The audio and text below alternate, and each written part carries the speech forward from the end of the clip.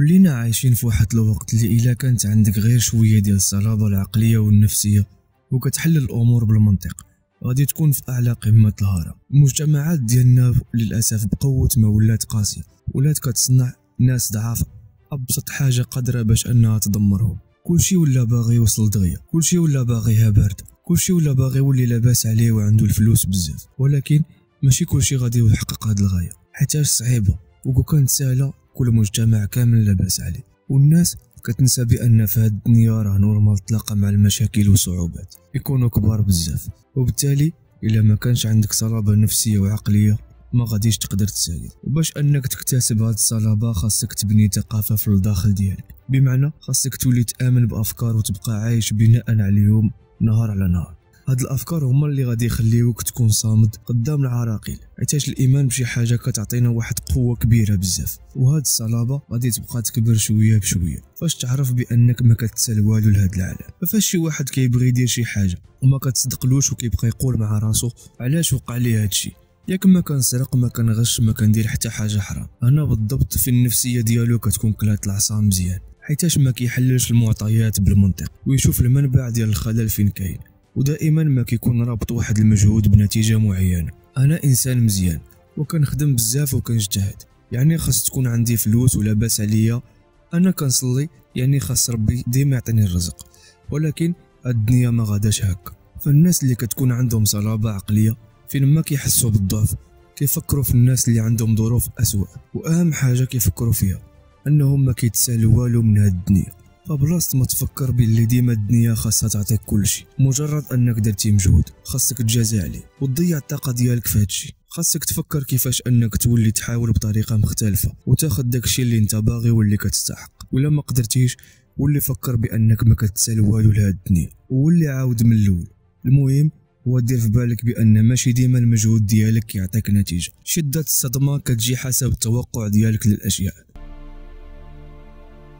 فهنا ملي كتكون عارف بان الدنيا هي بلاصه ديال المشاكل والابتلاءات، وكتكون متوقع بانه في اي لحظه قادره باش تقلب حياتك. المشاكل وعراقل هذه الحياه ما كتاثرش فيك نهائيا. هذا هو التفكير اللي خاص يكون عندك. هنا فين غنهضروا على التفكير الايجابي الحقيقي واللي كيكون زوين، بانك تطمح لداكشي اللي انت باغي، ولكن في نفس الوقت كتكون واقعي ومنطقي. والضربه فوقاش ما جات كتقويك ماشي كتقتلك. هذا هو التفكير الايجابي الصحيح، ماشي انك تشوف الدنيا زوينه وكلشي زوين والحياه الورديه وبانك ديما كتسال شي حاجه من هاد الدنيا مجرد انك انت انسان مزيان. وراه هكا غير كتكذب على راسك، حيتاش في هاد الحياه كنطيحوا في مشاكل كبار بزاف ويستحيل انك تغلب عليهم بهذا التفكير الفاشل. فمثلا انت وقع لك مشكل، فالتفكير اللي خاصو يكون عندك ماشي هو انه تبقى تقول كيفاش وعلاش وفوقاش، لا، التفكير اللي خاصو يكون عندك هو انه تقول بان هذا المشكل من بين مشاكل الحياه وتلقى الحل لهذا المشكل، وبانه جاي مشاكل صعب منه وهذه حاجه عاديه. دونك كيخصني نكون واقف وشديد. ونقطه واحده اخرى خاصها تبقى حلقه في ودنيك، بان المشاكل ديما كيجيو وكيمشيو ما كيبقاوش معنا للابد. فكون متاكد باللي الا بقيتي كتفكر هكا غادي تبني واحد الصلابه عقليه واللي غادي تخليك تصدم في اي حاجه غادي تجي في طريقك. المشاكل غادي يوليو بمثابه محفز ليك وماشي شي حاجه اللي كتحطمك. ونعاود نقولها بان الضربه اللي ما كتقتلش كتقوي. ركز على الحاجه اللي تقدر تتحكم فيها وماشي العكس. هنا غادي نرجعوا لفاش كيوقع شي مشكل.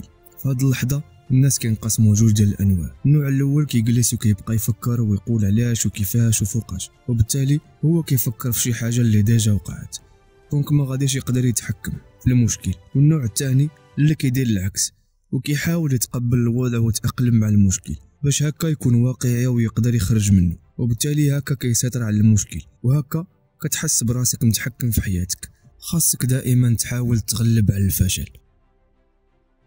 فاش كنفشلوا في شي حاجه في هذه الحياه الاغلبيه كيبقى يقول كيفاش وقع لي هذا الشيء وانا ما نستاهلش هذا الشيء ولا الى اخره من داك الهضره الخاويه. ومع الوقت كنبداو نبدلوا هذا التفكير ونقتنعوا باللي حنا مقدر لينا باش اننا نفشلوا باش نكملوا في داك الطريق. فالفشل شي حاجه اللي هي عاديه وماشي عيب انك تفشل وتعاود.